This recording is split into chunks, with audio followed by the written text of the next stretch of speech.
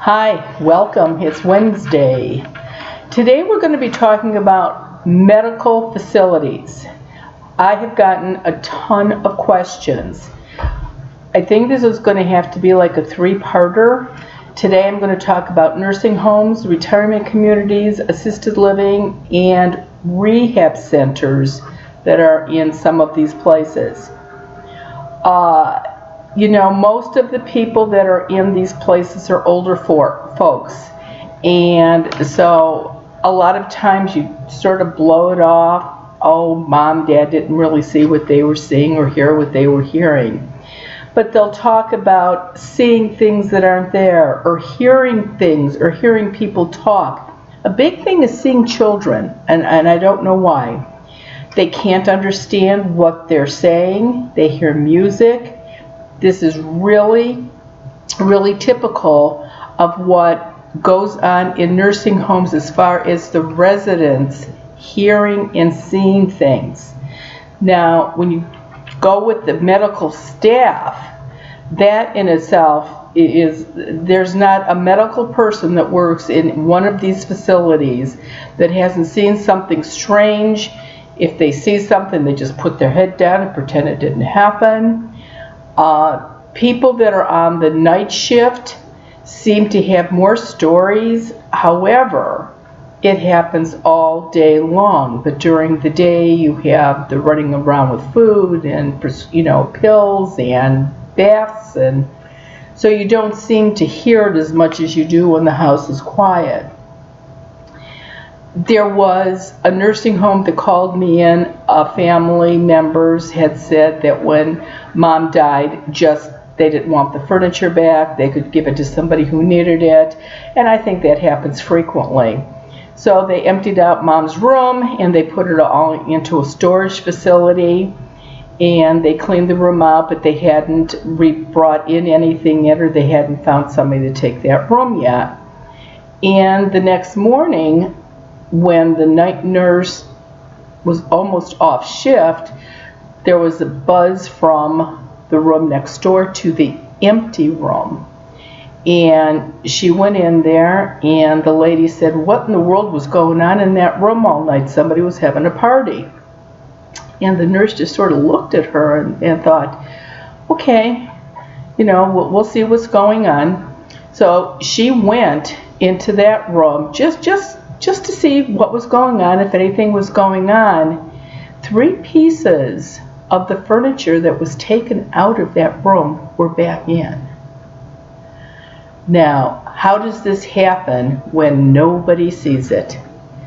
And this happened at least 4 times with this particular room. So they never let anybody go in that room because they really didn't know what was going to happen.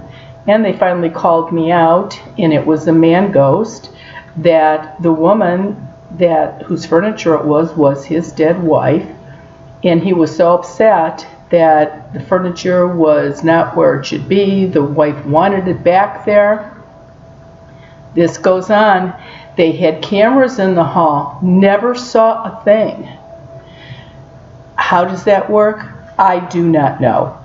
And here's one big thing when you have this going on. Earthbound spirits, again, do not eat or sleep. They need human energy to keep going. Any of these facilities, people are stressed out. They don't want to be there. When is my family going to take me home? Look at the amount of energy that is in these places, especially rehab centers. The people are in pain. They have to go down and do their exercises, or they can't go home. It's a vicious circle. Plus the fact that depending on how full this place is, then the pills, the prescription that these residents are taking are not working as well as they could, because so much energy is being drained by the earthbound spirits. So you have to be very aware. And one thing that I will say again, and I know I've said it before, have the residents or the doctor at whatever facility you have your loved one at, have them check on a fairly regular basis if the patient has a UTI, or check if they do. You have no idea what that can do to their brain. This stuff is going on, but it intensifies it so much that it's really crazy.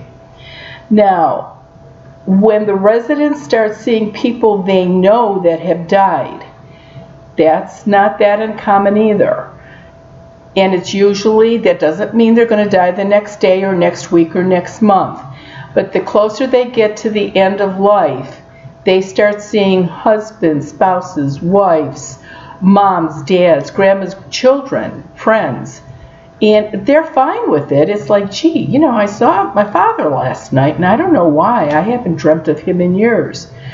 It's a way to start making them feel better for the over to the other side. And you know what? Just think about it. If you're really, really sick and all of a sudden you start seeing your grandmother that you love dearly, at least you know you're going to see her. And that's a really good thing. Again, physical therapy, any place, and now this is not even a physical therapy place inside of a nursing home. This is where you go to a physical therapist after, like, a knee replaced, a hip replaced. Those places are full also. And again, it's for the same reason. Who wants to go? I have to go. My leg is killing me. They're making me work too hard. The people are mean. Not really. They're just trying to get you well. And the staff in any of these facilities, you are hands-on. You are touching these people. So you're going to get a lot of the residue on you from some of these people. So it affects not just the residents, but it definitely affects all the people that are involved under the common roof of whatever kind of facility it is.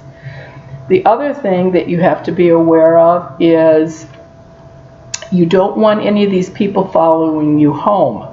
So there's a couple things that you could absolutely do, especially for people that work in these facilities.